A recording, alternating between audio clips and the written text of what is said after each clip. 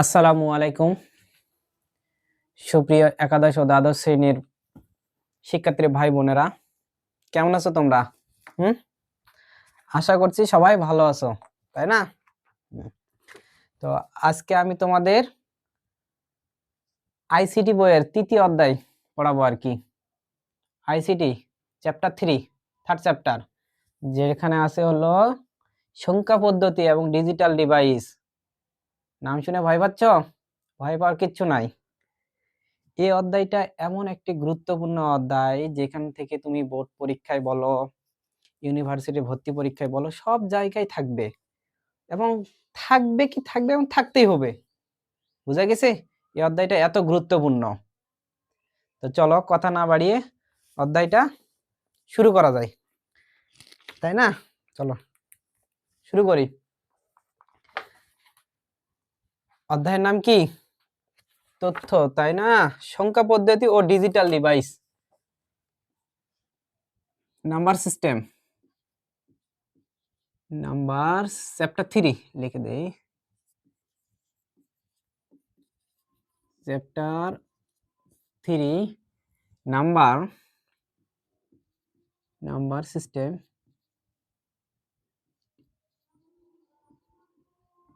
and digital device। দেখা যাচ্ছে digital device,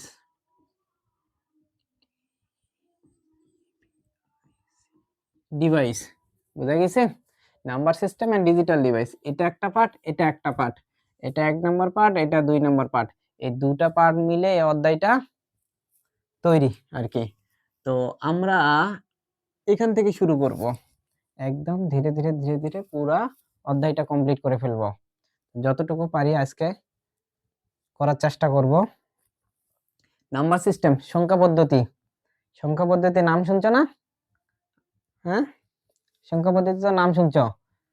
কি শুনছো? যে বাইনারি, অক্টাল, হেক্সাডেসিমেল, এগুলোই তো শুনছো, তাই না? দশমিক, তো কয়টা শুনছো? 4টা। তোমাদের এই বইয়ের সিলেবাসে 4টাই আছে। তো সংখ্যা পদ্ধতি বাইনারি, হেক্সাডেসিমেল যাওয়ার আগে স্থানীয় মানের ভিত্তিতে সংখ্যা পদ্ধতি স্থানীয় মানের ভিত্তিতে 2 ভাগে ভাগ করা হয়েছে। কয় ভাগে? 2 ভাগে।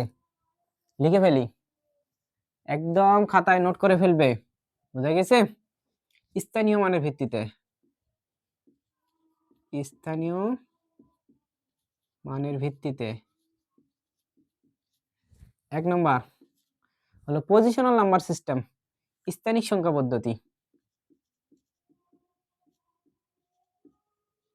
পজিশনাল নাম্বার সিস্টেম,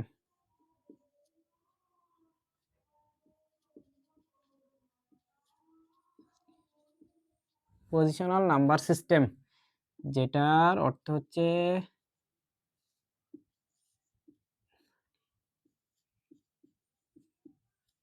সংখ্যা পদ্ধতি আর কি।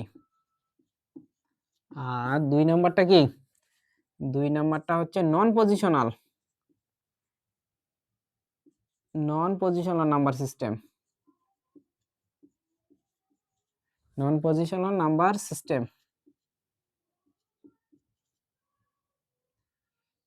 নন পজিশনাল নাম্বার সিস্টেম।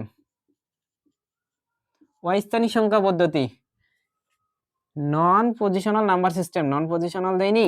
আচ্ছা, নন পজিশনাল, পিও, নন পজিশনাল নাম্বার সিস্টেম,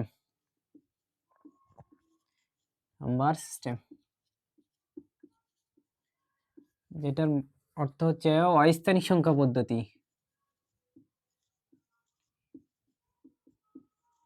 সংখ্যা পদ্ধতি দেখো, স্থানীয় মানের ভিত্তিতে একটা হলো পজিশনাল নাম্বার সিস্টেম আর একটা হলো নন পজিশনাল নাম্বার সিস্টেম। তো স্থানিক সংখ্যা পদ্ধতি আর অস্থানিক সংখ্যা পদ্ধতি কি একটু করে ধারণা নেই। স্থানিক সংখ্যা পদ্ধতি, যে সংখ্যা পদ্ধতি স্থানীয় মান মেনে চলে, আর অস্থানিক মানে তো বুঝতে পারতেছো, যে সংখ্যা পদ্ধতি স্থানীয় মান মেনে চলে না। তো একটু সুন্দর করে সংজ্ঞা দেয় আর কি। Positional number system,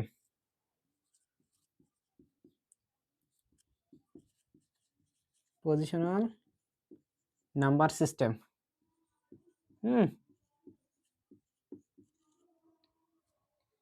positional number system বোঝা গেছে?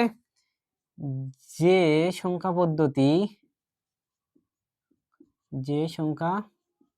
পদ্ধতি কি করে? স্থানীয় মান মেনে চলে।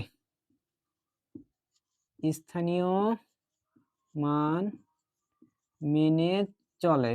স্থানীয় মান কোনগুলো? একক, দশক, শতক, হাজার, ওজন, নিযুত। এই কথাগুলো তো ছোটবেলা থেকেই পড়ে আসছো, তাই না? এগুলো নিয়ে আর বলার কিছু নেই। তাহলে যে সংখ্যা পদ্ধতি স্থানীয় মান মেনে চলে, যেমন যদি দেই হলো কত দেব, 125, 125, তাহলে এখানে এই 5, এটার জায়গা কত? একক। এটা কত? এটা দশক। আর এটা কত? অন। এটা হলো শতক, তাই না? এটা হলো শতক। তো এখানে 5 যেহেতু একক, তাহলে কত দিয়ে গুণ করব? 1 দিয়ে, তাই না? তাহলে 5 একে 5, আর এটা 2, 2 গুণিত এটা কত ঘর? দশকের ঘর। তাহলে কত দিয়ে গুণ করব? 10 দিয়ে। তাহলে 2 10 কত? 20। আর এটা কত? এটা শতকের ঘর।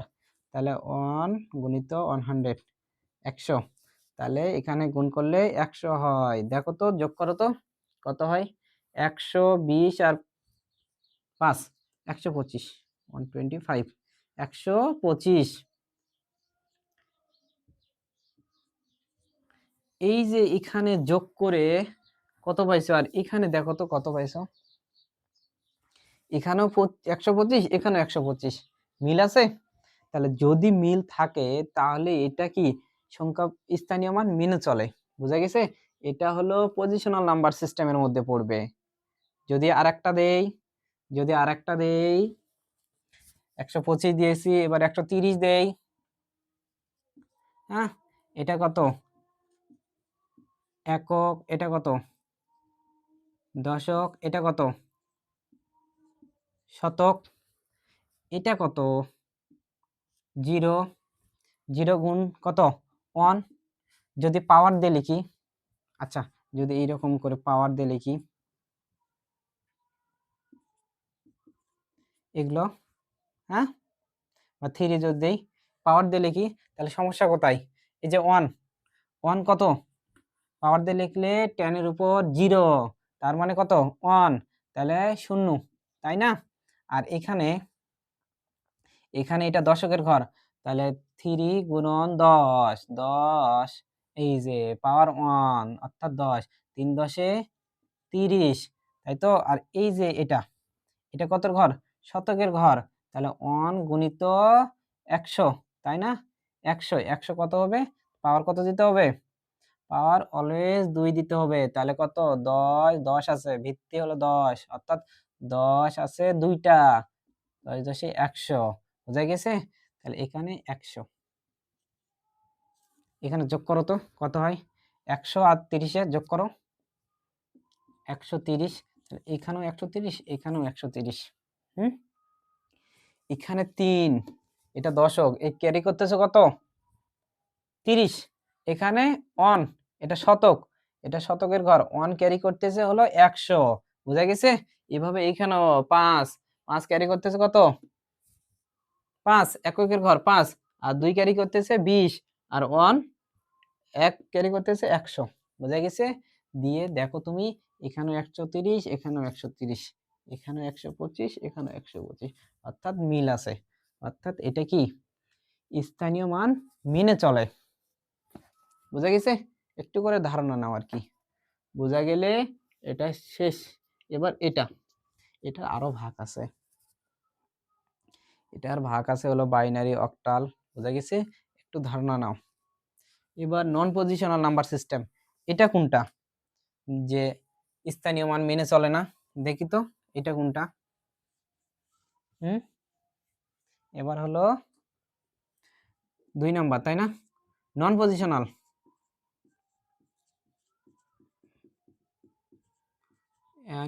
নন পজিশনাল নাম্বার। সিস্টেম।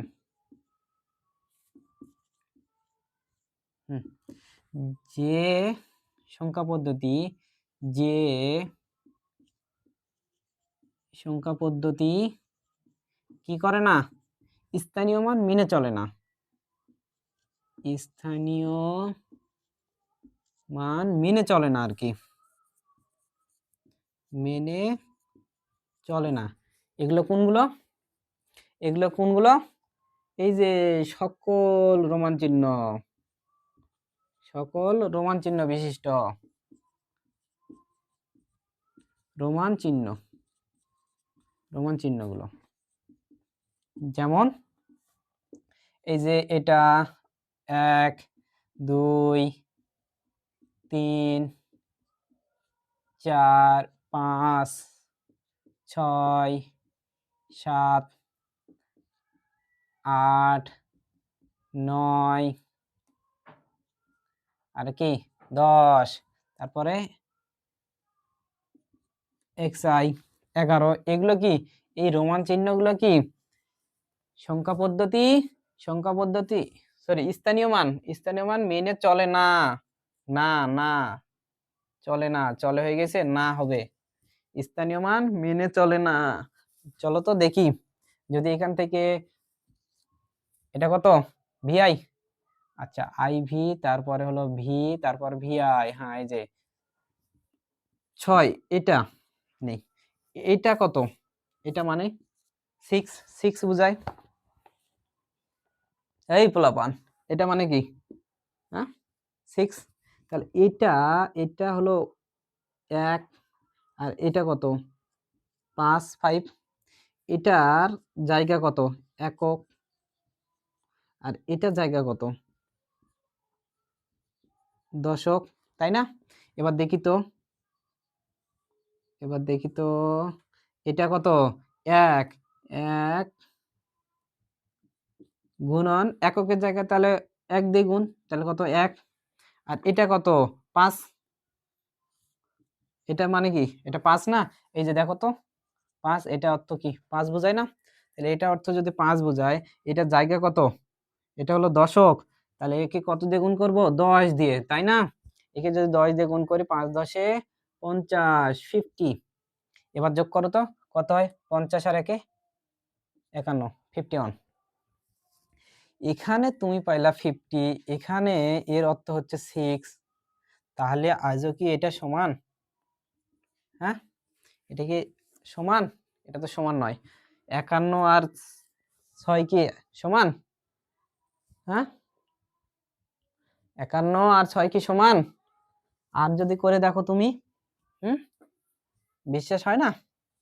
বিশ্বাস যদি না হয় তাহলে তুমি করে দেখো, এটা মানে কি 21 21, হ্যাঁ এটা কত, এটা একক, এটা কত দশক, এটা শতক, এটা x মানে কি বোঝায়, x মানে এই যে 10, তাহলে এই 10, এই যে 10, আর এটা হলো 1, তাই না, এটা হলো 1, তাহলে দেখি তো এবার দেখি তো 1 গুণন কত 1 হবে, এটা কি x অর্থ 10, তাহলে 10, জায়গা কত দশকের জায়গায় আছে, তাই না? স্থানীয় মান কত দশক, তাহলে কত দিয়ে গুণ করবো 10 দিয়ে, এই যে তাহলে 10 10 কত 100 100, আর এটা কত, এটাও তো 10, কত দিয়ে গুণ করবো শতক, তাহলে 100 দিয়ে গুণ করবো, শতক, তাহলে 100 দিয়ে গুণ করবো, 100 কত দিয়ে হয় স্কয়ার দিতে হবে, তাই না? 10 আছে দুইটা, তাহলে 100 গুণিত 10 কত 1000, যোগ করো তো কত হয়, যোগ করো কত, হ্যাঁ এখানে 100 আর এখানে 10, গুণ করলে কত হবে 1000, তাই না? তাহলে কত হবে 1000 আর 100 1100, আর এই যে 1 1101 আর কি 1101, এটা। আচ্ছা, এখানে তুমি পালে হলো 21 21 আর এখানে হলো 1101। আজও কি এটা সমান? হুম, দেখো 1101 আর 21 এটা কি সমান? তাহলে এটা সমান নয়, নট সমান, তাই না? তাহলে যে সংখ্যা পদ্ধতি স্থানীয় মান মেনে চলে না সেটা হচ্ছে নন পজিশনাল নাম্বার সিস্টেম, অস্থায়ী সংখ্যা পদ্ধতি। আশা করছি এটা আর এটা ধারণা একটা হলেও দিতে পারছি। হ্যাঁ, একটা হলেও দিতে পারছি। তাহলে এবার আমাদের বইয়ের মধ্যে ঢুকে পড়বো, তাই না? হ্যাঁ, এবার তাহলে এগুলো লিখছো তো? লিখে ফেলিও। হ্যাঁ, লিখে ফেলো, এগুলো লিখে ফেলো, নোট করে ফেলো এগুলো। এবার আসবো আমরা আমাদের সিলেবাসে যে 4টা সংখ্যা পদ্ধতি আছে, আমাদের সিলেবাসে যে 4টা সংখ্যা পদ্ধতি আছে, পজিশনাল নাম্বার সিস্টেম যে 4 ভাগে ভাগ করছে আর কি।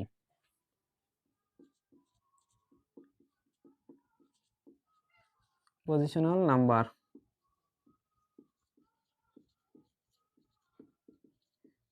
নাম্বার সিস্টেম কয় ভাগে ভাগ করছে? 4 ভাগে। একটা হলো ডেসিমেল, তাই না? সিমেল। আর 2 নম্বর হলো বাইনারি। 3 নম্বর ফাঁকা ফাঁকা লিখবো নাকি? 3 নম্বর হলো অক্টাল, অক্টাল সংখ্যা পদ্ধতি। 4 নম্বর কি? Hexadecimal, hexadecimal, hexadecimal, decimal, binary, octal, hexadecimal, এই 4টা, তাই না? আমাদের সিলেবাসে আছে কয়টা? এই 4টা। এই 4টা নিয়ে এবার আমরা পড়াশোনা করব।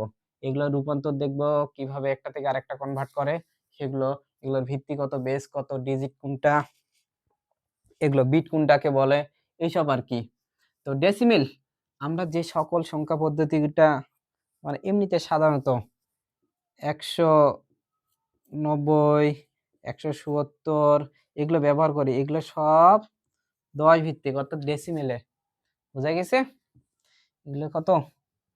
10 ভিত্তিক। তো ডেসিমেলের মৌলিক অঙ্ক আমরা, এই যে আমরা যেহেতু ডেসিমেল সংখ্যা পদ্ধতি ব্যবহার করি, এর মৌলিক অঙ্ক কয়টা? 10টি না? মৌলিক অঙ্ক 10টি। 10টি কি সংখ্যা প্রতীক? 0, 1, 2, 3, 4, 5, 6, 7, 8, 9, 9 অবধি না? 0 থেকে 9 অবধি। দেখো তো 10টা হয়েছে কিনা? 1, 2, 3, 4, 5, 6, 7, 8, 9, 10 হয়েছে। এগুলোকে বলা হয় মৌলিক অঙ্ক। বোঝা বোঝা গেল? মৌলিক অঙ্ক বা এক ঘর বিশিষ্ট অঙ্ক, মৌলিক অঙ্ক বা এক ঘর বিশিষ্ট অঙ্ক। তাহলে ডেসিমেলের মৌলিক অঙ্ক কতটি? ডেসিমেলের মৌলিক অঙ্ক 10টি। এই যে 0 থেকে 9 পর্যন্ত, 0, 1, 2, 3, 4, 5, 6, 7, 8, 9। এবার এর আগে কিছু কথা আসবে, যে ডেসিমেল যে 10টা অঙ্ক, তাহলে তো এখানে 10 লিখতে হয়। আসলে 10 কি? এই 10টা হলো যতটি মৌলিক অঙ্ক ততটিকে তাকে বলা হয় ভিত্তি বা বেস। বুঝা গেছে? অর্থাৎ ডেসিমেলের ভিত্তি, ভিত্তির সংখ্যা আছে। ভিত্তি, ডেসিমেলের ভিত্তি কত? ডেসিমেলের ভিত্তি 10। এই যে ডেসিমেলের ভিত্তি 10, 10। এই যে 10টা মৌলিক অঙ্ক। তাহলে ঠিক বাইনারি, বাইনারির 2টা মাত্র অঙ্ক 0 আর 1, এর ভিত্তি কত হবে? অবশ্যই তাহলে 2 হতে হবে। তাহলে বাইনারির ভিত্তি, ভিত্তি হলো 2। এর অঙ্ক কোনটা? 0 থেকে শুরু, তাই না? 0 আর 1, দেখো তো 2টা হয়েছে কিনা? 0 আর 1। যদি কেউ কোনো সংখ্যা বাইনারিতে লিখতে যায় তাহলে অবশ্যই 0 আর 1 এর মধ্যে লিখতে হবে। অক্টাল, অক্টালের ভিত্তি কত হবে? হ্যাঁ, বলতে পারার কথা। অক্টালের কত? 8। অক্টালের 8, 8। তাহলে এটা 8। কোনগুলো? 0 থেকে 7 পর্যন্ত। 0, 1, 2 3 4 5 6 7 দেখো তো 8টা হয়েছে কিনা 1 2 3 4 5 6 7 8 8টা হয়েছে কিনা তাহলে হেক্সাডেসিমেল। এবার হেক্সাডেসিমেলের মৌলিক অঙ্ক কয়টি? 16টি। তাহলে এর ভিত্তি কত? ভিত্তি হবে 16। তাহলে এর ভিত্তি কত হেক্সাডেসিমেলের? 16। হেক্সাডেসিমেলের ভিত্তি 16। অঙ্কগুলো কোনগুলো? এখান থেকে লিখি 0 1 এটা আগে বসাই দেই, 2 3 4 5 6 7 8 9 9 এর পর কি আমরা 10 অন্য কোনো ইয়াদে লিখি? 10 তো আমরা এইভাবে লিখি। তাহলে এই যে একটা 1 0 অর্থাৎ আবার এই যে এখানকার মধ্যে 1 আর 0 এই অঙ্কগুলো দিয়েই লিখি, তাই না?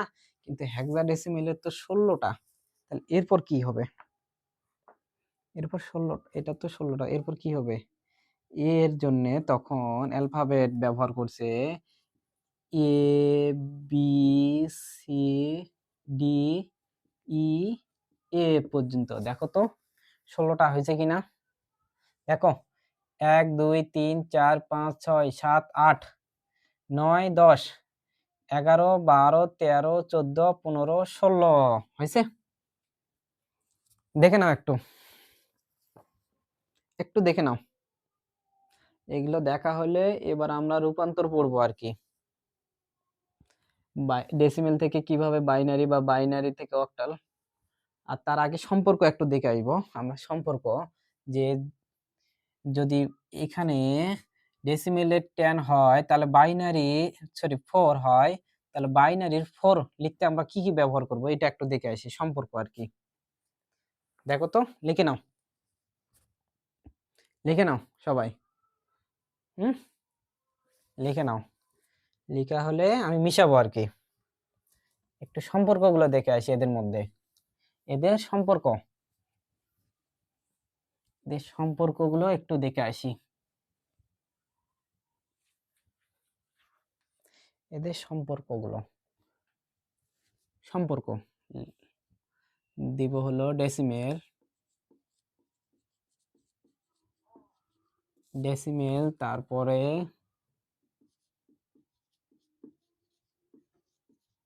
বাইনারি, অক্টাল, আর একটা কি হেক্সাডেসিমেল, তাই না?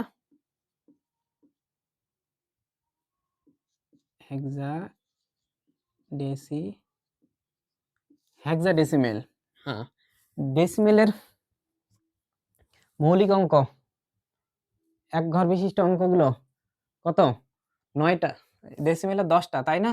এই ভিত্তিগুলো দিয়ে দিই 2 8 আর এখানে হলো 16। এগুলো আগে লিখে ফেলি 0 1 2 3 4 5 6 7 8 9 আর এটা 0 1 আর অক্টালে 0 1 2 3 4 5 6 7 সরি এ তো 8 নাই 7 পর্যন্ত। আর হেক্সাডেসিমেলের 0 1 2 3 4 6 7 8 9 A B C D E F, তাই তো? হ্যাঁ, এই তো। এবার ডেসিমেল আমরা যে অঙ্কগুলো ব্যবহার করি সেগুলো তো ডেসিমেল, এগুলো তো জানি। 9 পরে কত হয়?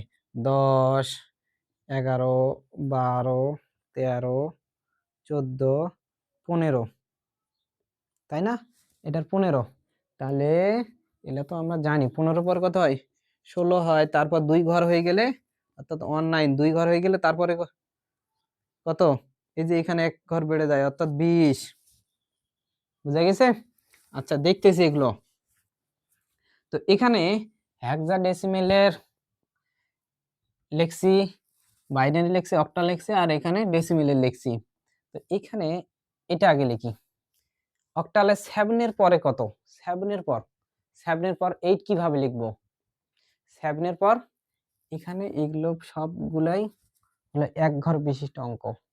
বুঝা গেছে? এক ঘর বিশিষ্ট। এবার এক ঘর বিশিষ্ট অঙ্ক সর্বোচ্চ, এটা হলো মিনিমাম আর এটা হলো ম্যাক্সিমাম ম্যাক্সিমাম অঙ্ক। তাহলে এই সবগুলো তো শেষ হয়ে গেছে, এরপরে এক ঘর বিশিষ্ট শেষ।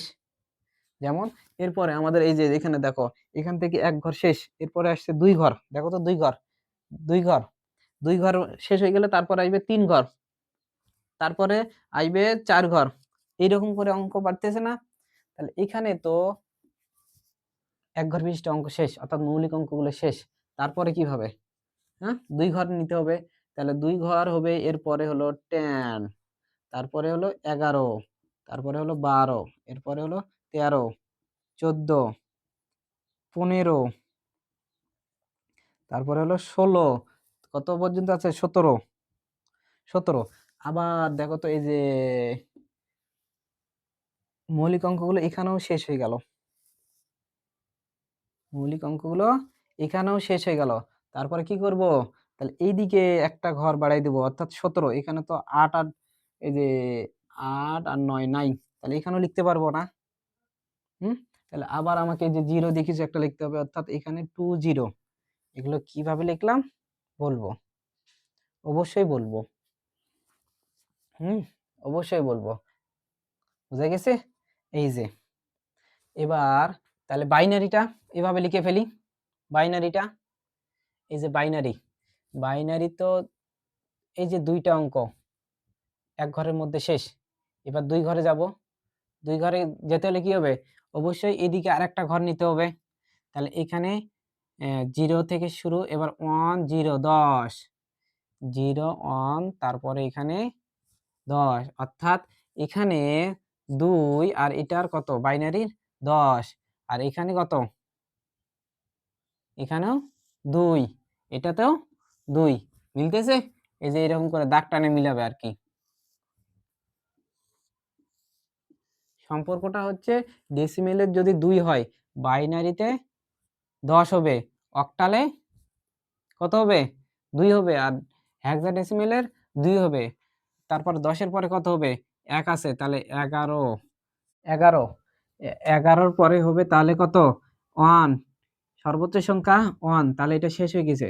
তারপরে আরেকটা ঘর বাড়বে, 1 0 0, 100, তাই না?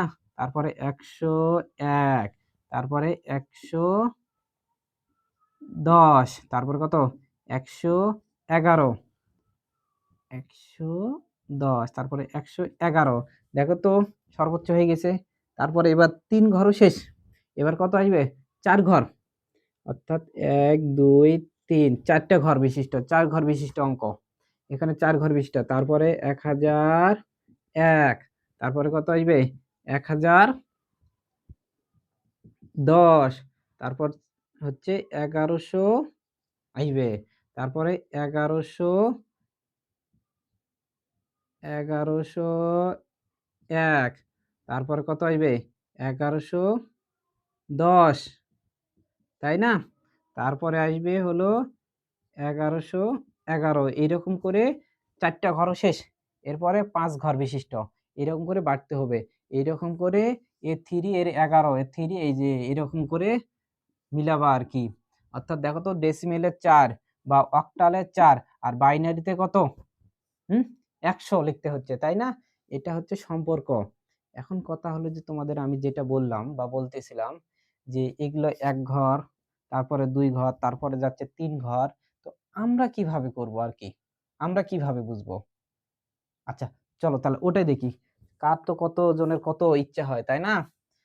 কত জনের তো কত ইচ্ছা হয় যে আমরা তো বানাতে শিখি, বা আমরা যদি এইরকম 8 ভিত্তিক বা 16 ভিত্তিক বা 2 ভিত্তিক না বানিয়ে আমি একটা 5 ভিত্তিক অঙ্ক তৈরি করব।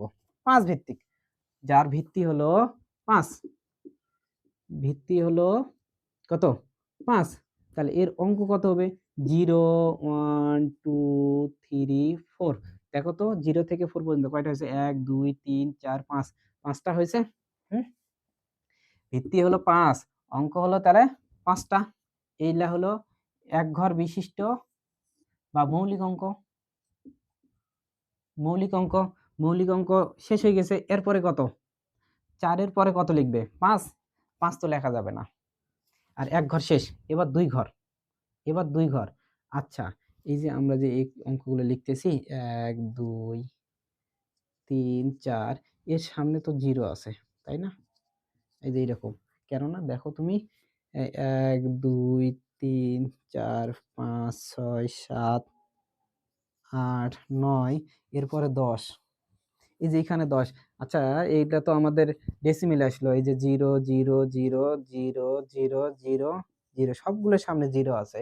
অর্থাৎ যখন মৌলিক অঙ্কগুলো সর্বোচ্চ, এখানে যেমন 0 থেকে 4 পর্যন্ত, তাই না? এটা মিনিমাম, এটা ম্যাক্সিমাম, তাই না? তো এই যে ডেসিমেলের মিনিমাম 0 ছিল এদিকে, তাহলে 0 থেকে 9 পর্যন্ত সব শেষ। তারপরে যখন এটা ম্যাক্সিমাম হয়ে গেছে, এদিকে 9 ম্যাক্সিমাম হয়ে গেছে, তখন কি করছে? এইদিকে তারা 1 যোগ করে দিছে। দেখো 0 এর সাথে 1 যোগ করছে। 0 যোগ 1, তাহলে কত হয়? 1। এই যে 1 দিয়ে ওরা 10 করছে। বুঝা গেছে? 10 করছে। তাহলে 10 এর পরে এই যে এরকম করতে, করতে 19 হয়ে যাবে। 19 দেখো তো, মৌলিক অঙ্ক এর থেকে এই যে 0 থেকে 9 অব্দি চলে আসছে। অর্থাৎ এদিকে তো 18 ছিল, 17 ছিল, এরকম। তাহলে এইটা ম্যাক্সিমাম হয়ে গেছে, তাই না? তখন কি করতে হবে? বাম পাশের যেটা আছে তার সাথে, সেই অঙ্কের সাথে 1 যোগ করে দিতে হবে। তাহলে 1 এর সাথে আর 1 যোগ করলে তখন কত হবে? 2। অর্থাৎ তখন এই যে 2, আর এই যে আবার এই ডিজিট গুলো লেখে 0। অর্থাৎ তো এই যে 0 লিখলা তুমি, এরপরে 1 লিখবা, 1, তারপর 2 3 4 5 6 7 8 9। অর্থাৎ এই অবধি, এদিকে এই যে 2 বাড়াইছো, অর্থাৎ সবগুলাতে 2 দিয়ে দাও তুমি। বুঝা গেছে? এই যে 29, তারপর এটা আবার ম্যাক্সিমাম হয়ে গেছে, তাহলে এদিকে আবার বাড়াতে হবে, তাই না? এদিকে বাড়াতে হবে। এইরকম করতে, করতে যখন আমাদের 99 হয়ে যায়, তখন এইদিকেও ম্যাক্সিমাম, এদিকেও। তখন কি করা লাগে? 2 ঘরে অঙ্ক শেষ। তখন 3 ঘর, তখন 3 ঘরে যেতে হয়। তখন আমাদের এইদিকে যে 0, ওর সাথে 1 যোগ করে দিতে হয়। আ বুঝা গেছে? এই যে 1 যোগ করে দেই। দিয়ে আবার পুনরায় এর থেকে শুরু হয়। এই যে 0 0 0, 2 টা ঘর, তাহলে 0 100। বুঝা গেছে? তো এইরকম এখানে আসি, যে ওর ইচ্ছা ওই 4 ভিত্তিক একটা অঙ্ক তৈরি করবে। তাহলে 4 ভিত্তিকের এটা মিনিমাম, আর এটা হলো ম্যাক্সিমাম অঙ্ক। ম্যাক্সিমাম অঙ্ক শেষ। আবার কোথায় আসতে হবে? এই যে এখান থেকে ফিরে আসতে হবে। অর্থাৎ 0 1 2 3 4, আবার শেষ। তাহলে কি করতে হবে? 0 1 2, এরকম করে, তাই না? তো এখানে এটা ম্যাক্সিমাম হয়ে গেছে, তখন এখানে কি করতে হবে? বাম পাশের অঙ্কের সাথে 1 যোগ করে দিতে হবে। অর্থাৎ এখানে 1, অর্থাৎ 4 এর পর সোজাই যাবে 10, 11 12 13 14। তারপর এখানে আবার 4 ম্যাক্সিমাম হয়ে গেছে। হুম? আবার ফিরে আসছে, দেখো তো এই অঙ্কগুলো, এই যে এই অঙ্কগুলো। আর এইদিকে যখন ম্যাক্সিমাম হয়ে গেছে, তখন এই যে বাম পাশের অঙ্কটা,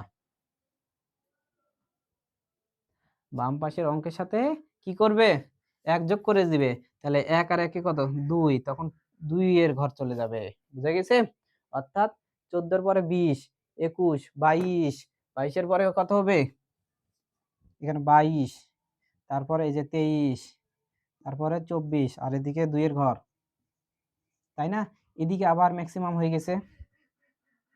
তারপরে আবার 0 1 2 3 4 0 1 2 3 4 0 1 2 3 4, এদিকে ম্যাক্সিমাম হয়ে গেছে। এর সাথে তাহলে আর 1 যোগ করে দিতে হবে। এখানে 3, এগুলোতে 3 বসাও, 34। এদিকে আবার ম্যাক্সিমাম হয়ে গেছে। বোঝা যাচ্ছে কিনা বলো? হুম? এদিকে আবার ম্যাক্সিমাম হয়ে গেছে। এদিকে ম্যাক্সিমাম হয়ে গেলে বাম পাশের অঙ্কের সাথে আবার 1 যোগ করে দিতে হবে, তাই না? এদিকে তাহলে কত? 4 4 4 4 4, আবার এটা ম্যাক্সিমাম হয়ে গেছে। তাহলে বাম পাশের অঙ্কের সাথে 1 যোগ, 5 5 5 5, যে 5। এইভাবে এই অঙ্কগুলো তৈরি। বুঝা গেছে? বুঝাতে পারছি? তাহলে আজকে এখান থেকেই, এরপরে আমরা পড়বো হলো যে ডেসিমেল থেকে কিভাবে বাইনারিতে তো রূপান্তর করব, আর বাইনারি থেকে অক্টাল, বা বাইনারি থেকে কিভাবে ডেসিমেল, বা ডেসিমেল থেকে কিভাবে হেক্সাডেসিমেল আইবো, এইরকম করে বুঝা গেছে। এই রূপান্তর গুলো, কনভার্ট গুলো শিখবো। বুঝা গেছে। তো আজকে এখান থেকে সবাইকে আসসালামু আলাইকুম।